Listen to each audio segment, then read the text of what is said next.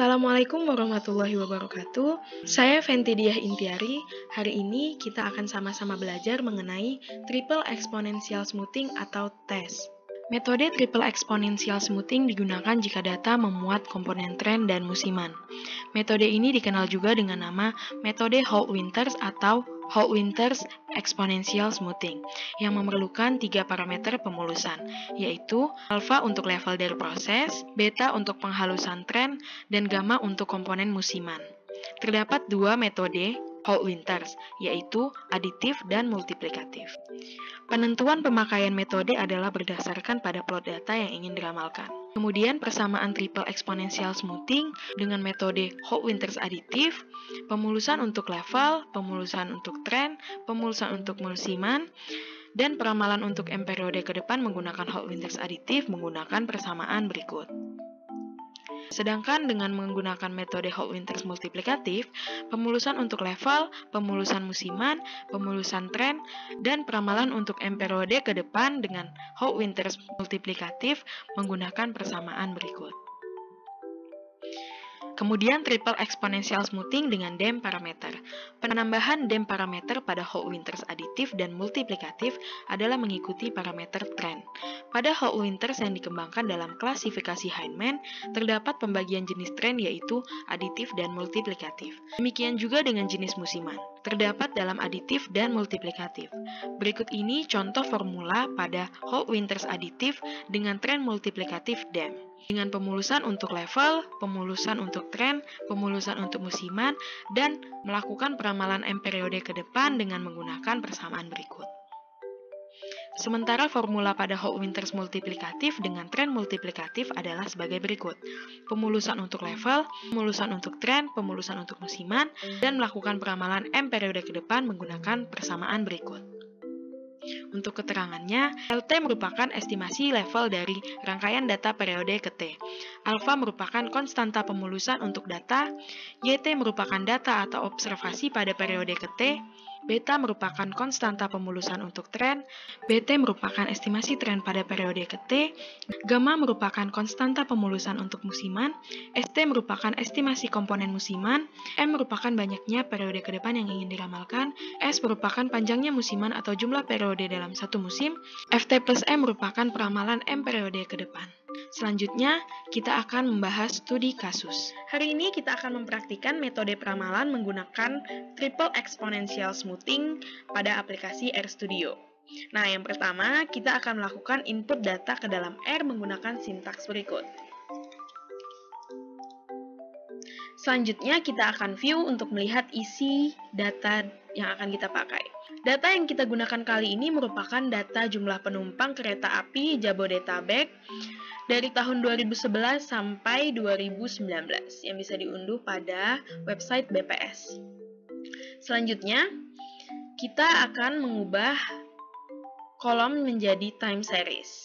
Nah, di sini kita akan mengubah kolom Jabodetabek saja, yang dimana pada data dimulai pada bulan 1 tahun 2011 dengan frekuensinya sebanyak 12.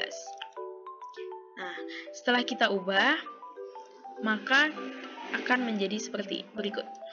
Nah, ini merupakan data yang sudah kita time serieskan. Kemudian kita ingin mengetahui plot dari data Jabodetabek ini dengan menggunakan sintaks berikut. Plot, nama datanya. Nah, bisa dilihat nih, bahwa data yang kita miliki ini memiliki pola tren dan musiman. Terlihat jelas dari data yang bergerak naik ke atas dan memiliki pola yang berulang. Nah, selanjutnya, kita akan melakukan peramalan Hall-Winters menggunakan 2 metode, yaitu metode aditif dan multiplikatif. Yang pertama, metode aditifnya, kita menggunakan data yang sudah kita ubah menjadi time series, kemudian parameternya kita buat 0 agar mendapatkan nilai optimum, dan seasonalnya menggunakan aditif. Didapatkan hasil alfanya sebesar 0,5, beta sebesar 0,05, dan gammanya sebesar 1. Kemudian kita menggunakan metode multiplikatif. Sintaksnya masih sama, hanya seasonalnya kita ganti menjadi multiplikatif.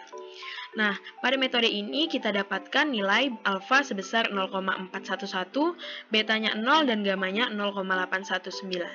Selanjutnya kita akan menghitung pengukuran kesalahan dari kedua metode ini. Yang pertama yaitu pengukuran kesalahan metode aditif.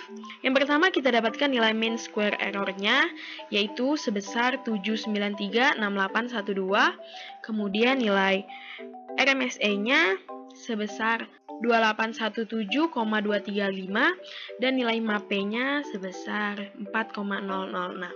Sedangkan untuk pengukuran model multiplikatifnya itu kita dapatkan nilai MSE-nya 10219885, nilai RMSE-nya sebesar 3196,855, nilai MAPE-nya sebesar 4,60904. Nah, dari hasil tersebut didapatkan nilai MAPE dari kedua metode, di mana metode aditif sebesar 4,006 dan MAPE model multiplikatif sebesar 4,609.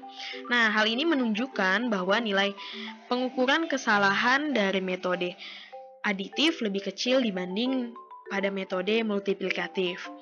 Maka dari itu kita dapat menggunakan model aditif sebagai model terbaik untuk melakukan peramalan. Kemudian kita melakukan peramalan dengan menggunakan aditif untuk 5 periode ke depan menggunakan sintaks berikut.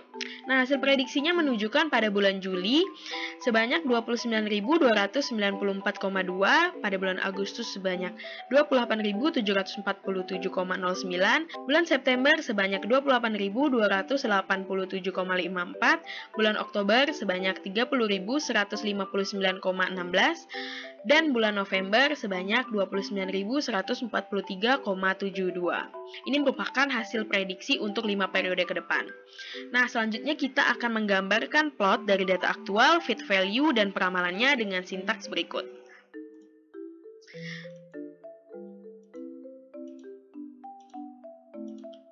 Nah, dapat dilihat bahwa garis biru merupakan data aktual, garis merah merupakan fit value atau nilai dugaan dari data yang kita miliki, dan yang hijau merupakan hasil peramalannya. Kita bisa lihat juga bahwa garis merah ini mengikuti pola garis biru, yang artinya nilai dugaan yang kita miliki mengikuti pola dari data aslinya. Selanjutnya kita akan menambahkan parameter DEM pada trend dengan menggunakan package forecast. Yang pertama kita akan memuat dulu library forecast-nya. Kita panggil. Jangan lupa yang belum install mungkin bisa diinstal dulu. Kalau sudah diinstal kita tinggal panggil. Nah, di sini kita menggunakan dua metode lagi, yaitu metode aditif dan multiplikatif. Di sini kita menggunakan data yang telah diubah menjadi time series dan kita akan melakukan peramalan untuk 10 periode ke depan. Yang pertama kita akan menggunakan seasonalnya aditif ditambah dengan parameter DEM. Dapat kita lihat bahwa ini merupakan nilai peramalan untuk 10 periode ke depan menggunakan metode aditif. Dan untuk multiplikatifnya sintaksnya masih sama, hanya saja seasonalnya kita ganti menjadi multiplikatif untuk 10 periode ke depan.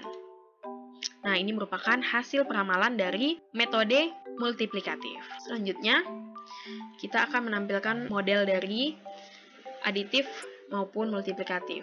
Nah, di sini kita dapatkan untuk model aditif yaitu alfa sebesar 0,477, beta sebesar 0,0419, gamma sebesar 0,0001, pi sebesar 0,9705. Sedangkan untuk metode multiplikatif didapatkan alfa sebesar 0,4682, beta sebesar 0,0408, gamma sebesar 0,0001, dan pi sebesar 0,9659. Kemudian kita melakukan pengukuran kesalahan untuk kedua metode tersebut. Untuk nilai MSE pada metode aditif sebesar 883813,1, nilai RMSE-nya sebesar 940,1133, dan nilai MAPE-nya sebesar 4,076. Selanjutnya untuk pengukuran kesalahan metode multiplikatif, nilai MSE-nya sebesar 72616,3,2, RMSE-nya sebesar 852,1521, nilai MAPE sebesar 3,615678. Dari hasil tersebut didapatkan nilai MAPE dari kedua metode, di mana metode aditif sebesar 4,076732 dan metode multiplikatif sebesar 3,615678. Dari sini kita dapat menentukan bahwa pengukuran nilai kesalahan metode multiplikatif lebih kecil dibanding metode aditif. Maka dari itu kita dapat menentukan metode multiplikatif merupakan metode terbaik untuk melakukan peramalan. Selanjutnya kita menggambarkan plot untuk data aktual dan fit value-nya. Nah, dapat kita lihat, yang garis hitam merupakan data aktual yang kita miliki, yang garis biru merupakan fit value dari metode multiplikatif, dan yang merah merupakan nilai fit value dari metode aditif. Selanjutnya kita akan menggambarkan plot data aktual dan hasil peramalannya.